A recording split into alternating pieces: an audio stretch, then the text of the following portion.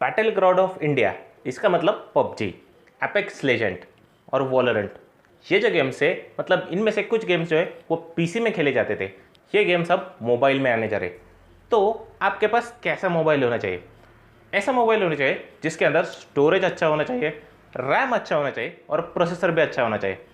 आप जनरली कोई भी फ़ोन लेते हैं तो ये 3 पिलर्स पे आपका फ़ोन खड़ा होना चाहिए, मतलब ये सबसे बड़े मेन पिलर्स होते हैं।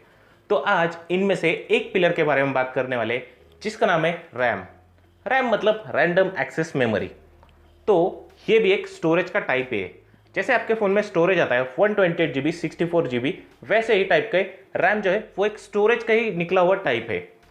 तो सबसे पहले समझ लेते हैं रैम और स्टोरेज, इन दोनों में डिफरेंस क्या होता है। तो एक एग्जांपल के साथ समझते हैं। आप अभी अगर स्कूल में जा रहे हैं या पहले जब आप स्कूल में जाते होंगे तो बैग में बहुत सारी चीज़ें लेके जाते हैं। जैसे आप बुक लेके जाते हैं, साथ ही साथ बहुत सारी स्टेशनरी, मतलब पेन, पेंसिल, रबर, ये सारी चीज़ें लेके जाते हैं। तो जब आप स्कूल में इसको कैरी करते हैं, जिस बैग में कैरी करते हैं वो आपके फ़ोन का स्टोरेज है। और जब आप स्कूल में जाते हैं, जब आप पढ़ाई करते हैं, तब उन सारी चीज़ों को आप आपके डेस्क पे निकाल के रखते हैं।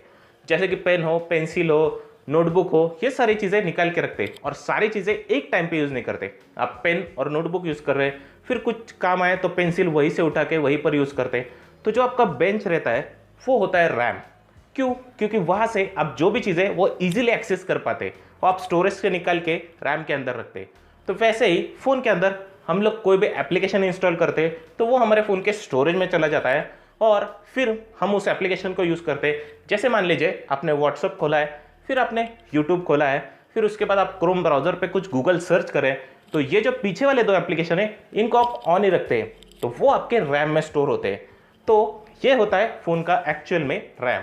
तो अब बढ़ते हैं मेन सवाल की तरफ कि फ़ोन के अंदर कितना रैम होना चाहिए, मतलब आज की तारीख में आपके फ़ोन के अंदर कितना रैम होना चाहिए। आज की तारीख में जो भी एप्लीकेशंस और गेम्स आते हैं तो उन हिसाब से कम 4 GB रैम होना चाहिए। उससे ज़्यादा आप 6 GB रैम वाला भी ले सकते हैं, उससे ज़्यादा 8 GB, 12-16 GB रैम के फ़ोन्स आ रहे हैं, लेकिन उनकी आपको अभी ज़रूरत नहीं है।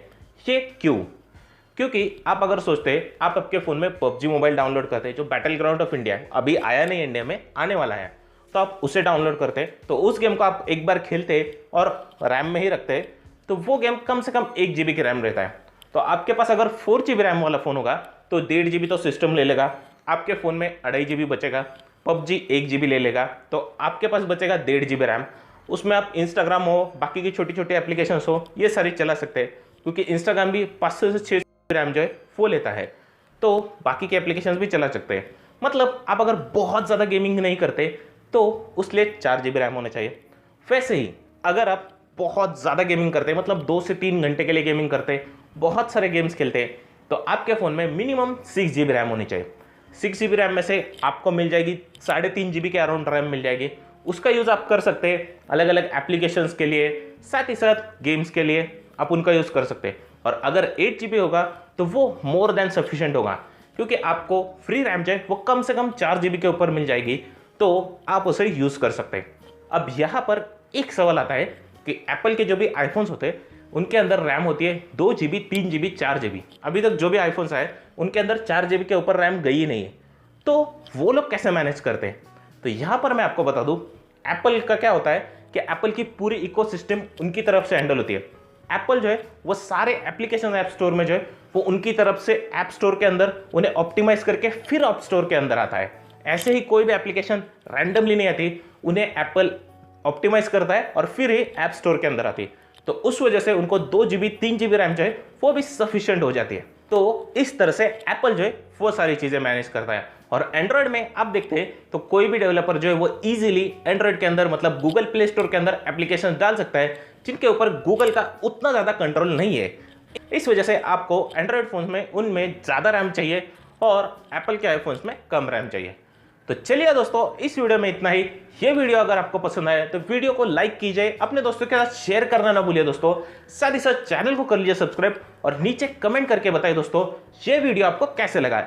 ये वीडियो अगर आपको इन्फॉर्मेटिव लगा तो नीचे कमेंट करके जरूर बताइए दोस्तों।